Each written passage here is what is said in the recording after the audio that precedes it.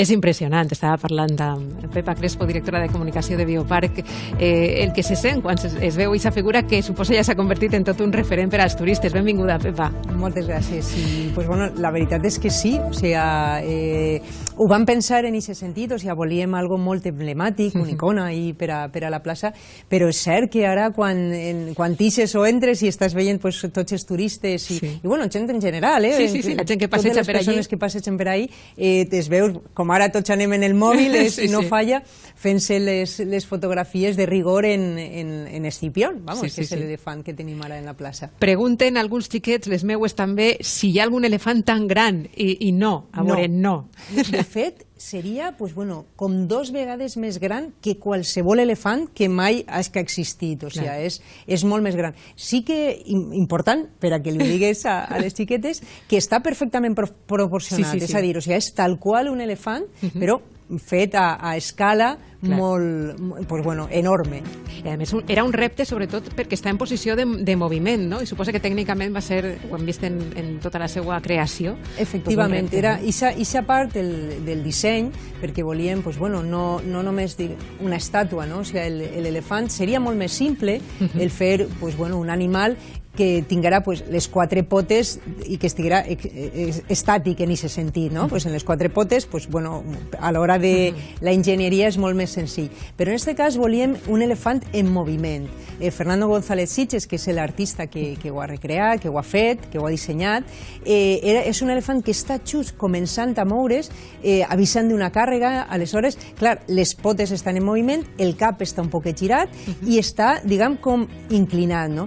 I això va ser un repte impressionant per a l'equip d'enginyers, que està Luis Ángel Martínez, que és el nostre director general, que és l'enginyer, o l'arquitecte, que és Luis Ortiz, o sigui, un repte perquè, clar, n'hi havia que això, que estava dibuixat i que era una preciositat, fer-ho real, o sigui, fer-ho possible, i això era molt complicat, però es van ficar-hi un any ens ha costat, però ho hem aconseguit. Jo tinc la fortuna de passar pràcticament tots els dies per la porta de Bioparc, Pepa, evidentment també, i veure esta meravella ingent. De quins materials està fet? Perquè veig ahí un poc de fusta, un poc de... Sí, també el que volem dir-li a la gent en Escipión és recordar pues bueno, el art de la natura y la natura y el art, no? O sigui, aquesta seria la idea, no?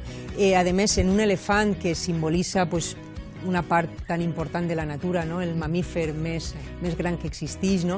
Després també pues, dir, Escipión, el nom ve de, va ser l'únic general romà capaç de guanyar a Aníbal i a més va ser gràcies al seu coneixement sobre els elefants. No? O sigui, n'hi ha moltes coses que hem volgut ficar ahí. No? I des del material, fíjate, o sigui, són tot materials nobles, estem parlant de ferro i estem parlant després de fusta i de canya. I ahí és molt interessant perquè, fíjate, que hem volgut ficar en valor l'artesania popular valenciana i, a més, en artesans impressionants que tenim així, que continuen portant endavant aquestes tasques que si no haguera sigut per aquesta gent, possiblement hagueren desaparegut ja. No? I la canya està trensada, les orelles són fetes de canya i després tota la part que es veu de les costelles, també, per supost, els colmillos de l'elefant, són de fusta, però una fusta feta artesanalment superespecial.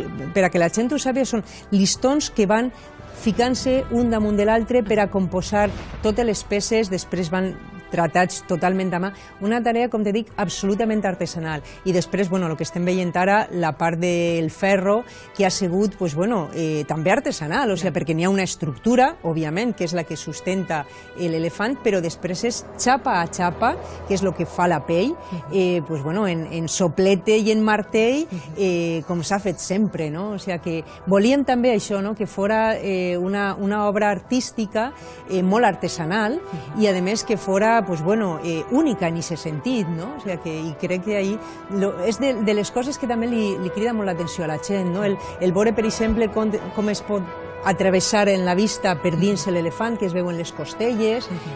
Són detalls que jo crec que aprecien un poc el que siga realment una obra d'art. Un any de treball, que es diu prompte per a tindre esta meravella que ens dona la benvinguda en Bioparc. Recomanem acostar-se a veure-la. Com recomanem sempre, la vostra escola d'estiu, que és més que una escola d'estiu, esa expedició a Àfrica, que no sé si encara queden places, Pepa. Pues va ser que no, perquè just ahir es va donar el complet, es van completar totes les places. Sí que dir, per a totes les persones que ens estiguen escoltant, òbviament, que tinguin la informació i per a les pròximes edicions, perquè, a més de la d'estiu, fem en Nadal i fem en Setmana Santa. És a dir, sempre que els xiquets tenen vacances escolars, i els pares han d'estar treballant en moltes ocasions, tenim aquesta oferta. Realment, una de les coses que més criden l'atenció, i sobretot, mira, este any ha sigut aixina, és el que cada vegada més li agrada a la gent. Molts xiquets i moltes xiquetes són els que repeteixen i són els que demanen als seus pares torna'm a apuntar a l'escola a Expedició Àfrica, que és l'escola de vacances de Bioparc. Això per a nosaltres és el que més orgull ens dona, no? Perquè, fixa't, es fa el Departament d'Educació, es volca en aquesta oferta, perquè l'objectiu és que els xiquets ho passen bé, estan de vacances, han de disfrutar de l'estiu, no? Però en Bioparc, a més, és que van a complir diversos somnis, no? O sigui, per a molts d'ells, estar prop dels animals, els seus animals favorits, és una cosa extraordinària, no?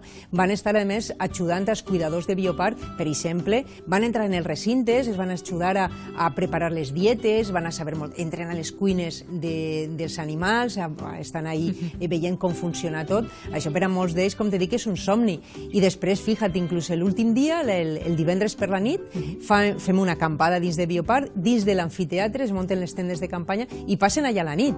O sigui, que fem una gincana nocturna, que això és superemocionant. Ja m'haguera agradat a mi. Que això existirà quan érem xicotetes. Quan érem xicotetes, ho haguérem disfrutat també molt, no? Aleshores, jo penso que per als xiquets és una opció realment molt, que valoren molt, i després de cara als pares, saben que s'ho van estar passant bé, però a més saben que van estar aprenent, perquè tot el missatge és de conservació de la natura, de donar informació sobre l'estat del medi ambient, etc., a través de jocs, a través d'activitats. Fem també eixides, a l'Albufera, etc., que això també està bé, no? I per als pares això, saber que estan en educadors i estan en un entorn dins de la ciutat totalment controlat, jo crec que és una garantia també, no? es pot despertar en ells una vocació i, pare, vull ser veterinari, vull ser Passa biòleg. molt, o sigui, ens crida l'atenció, com te dic, o sigui, que molts dels xiquets que venen, o sigui, és que saben moltíssim d'animals, són ells que després tornen els seus pares i els escoltes com estan contant la informació, etc. I és impressionant. I molts que es veus que realment tenen una vocació en aquest sentit, que per la nostra part, doncs, bueno, encantats, no només de despertar, sinó també de recolzar si podem, perquè, clar, per a nosaltres ells són el futur, o sigui, si tenem ahí a grans persones que estiguen, personetes que després van a defensar el medi ambient, és el nostre repte.